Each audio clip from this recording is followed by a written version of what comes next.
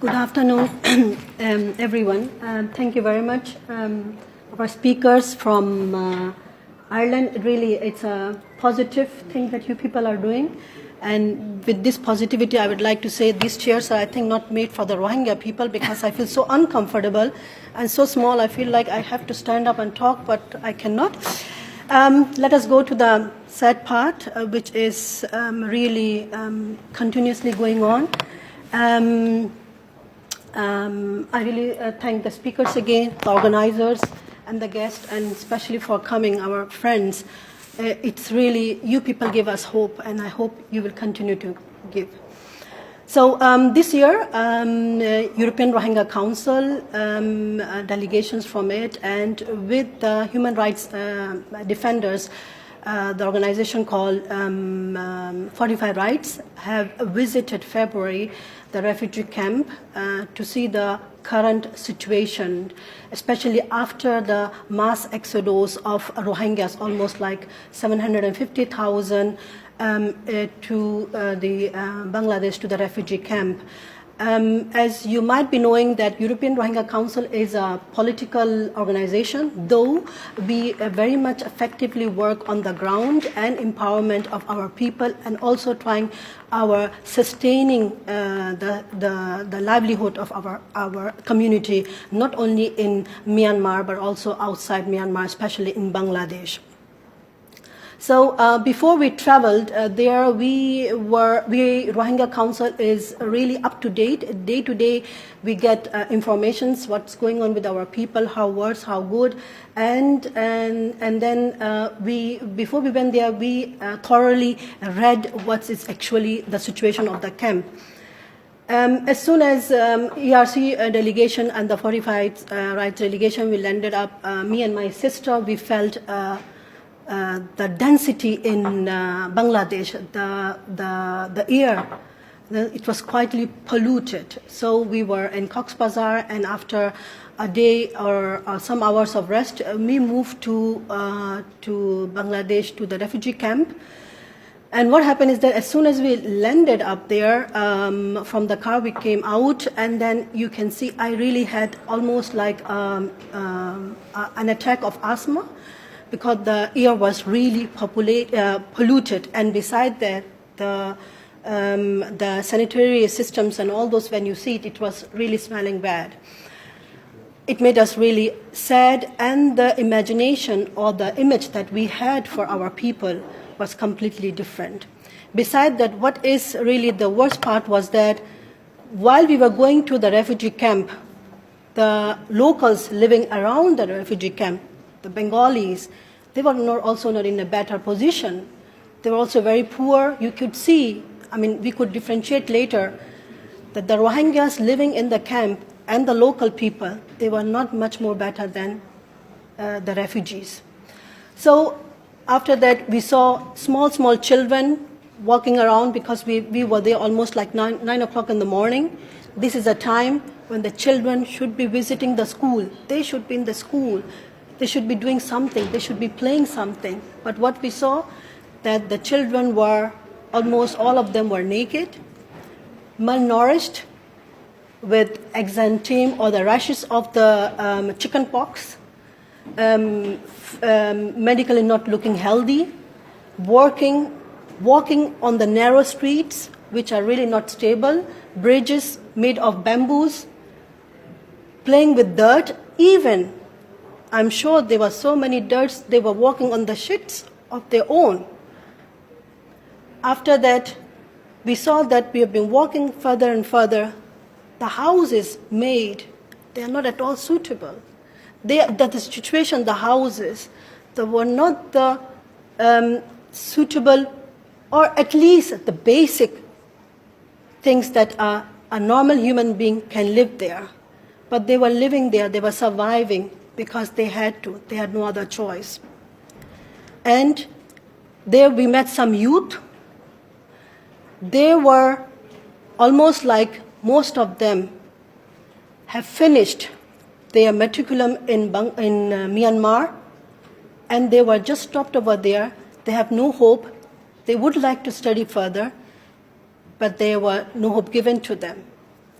And there were centers made by the Rohingyas itself and made by some NGOs to study in English or in Burmese, but there was no further education or to study in Bangla language, which is also very important. We are living over there. We need to integrate, though we are living in refugee camp.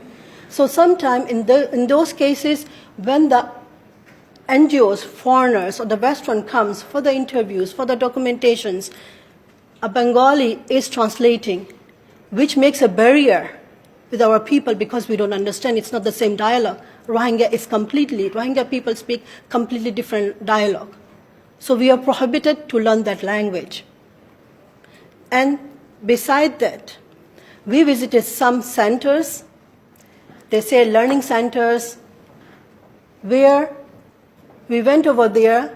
As soon as you go there, they don't know that we are Rohingyas. They're shouting and playing, and they're saying, welcome, welcome, good afternoon, good afternoon. And you feel really happy. You say, wow, people are really speaking English, so there is a system is going good. But on the other side, you just turn around, you see the teachers, okay, not all of them. The ones I visited personally, they're playing with mobiles, they're doing something or the other, and then when you speak with them in English, they cannot understand what they are saying. I mean, what we are saying. So this is what's going on. Secondly, or thirdly, we met lots of patients. As you all know that we Rohingya people are coming from the genocidal era.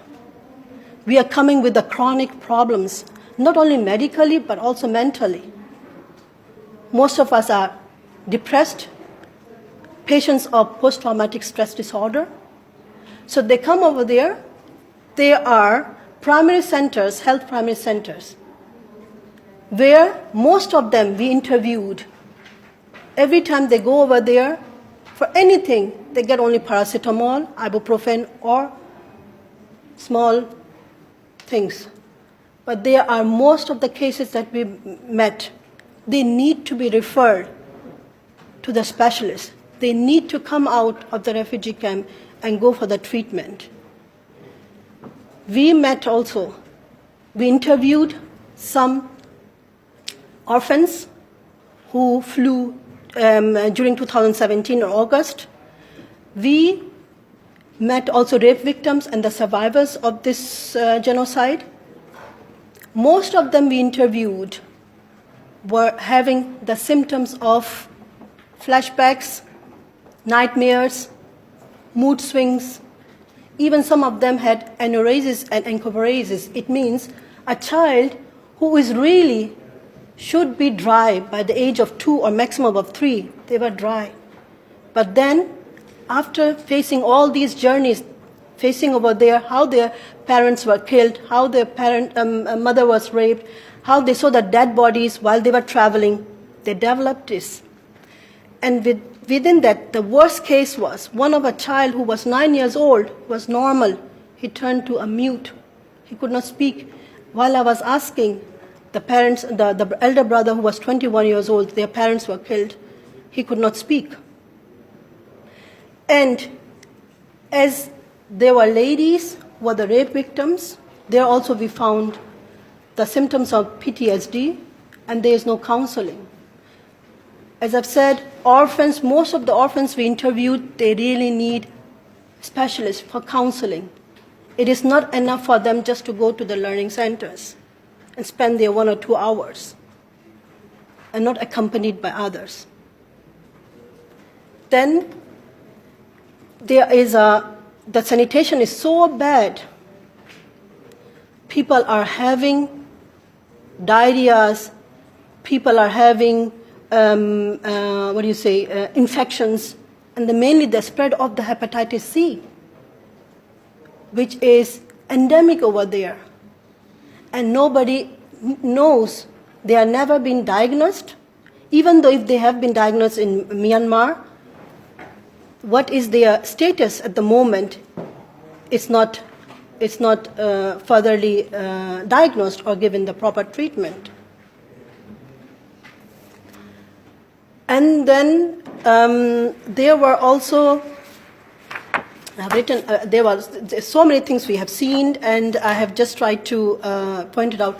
What we also see on the streets, that the people were sitting on the road, selling the things to their own people. It means a Rohingya is selling to the Rohingya refugee within the camp. They are not allowed to sell their things or to do business or to work outside the camp. They are only allowed, how they are living out of the things that they are provided by the UNHCR, from other NGOs, they are selling to their own people and living out of that.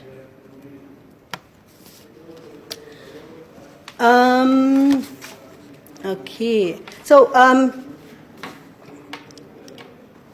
the situation in refugee camp, what we are seeing or what we are hearing, the images, it's really not that what is actually going on.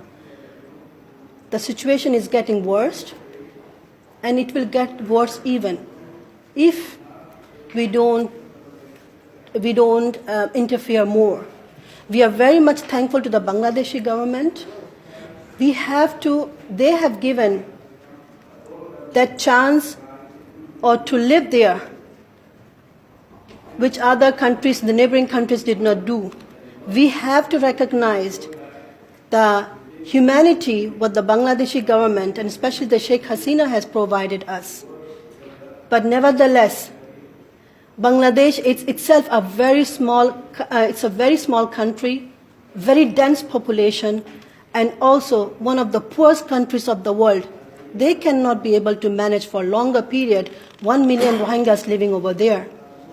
So it is very important that the Western world or the world behind Bangladesh should recognize the humanitarian access that they are providing to the Rohingyas, and they should continue giving it further. During our meetings with the locals in the camp, with the NGOs, with the rape victims, and with the orphans, we came to also know that our people, most of them in the refugee camp, they want the perpetrators, the Burmese militants, to be taken to the ICC. So Bangladesh, we request to the government of Bangladesh that they should continue to work on it to bring these perpetrators to accountability. I thank you all.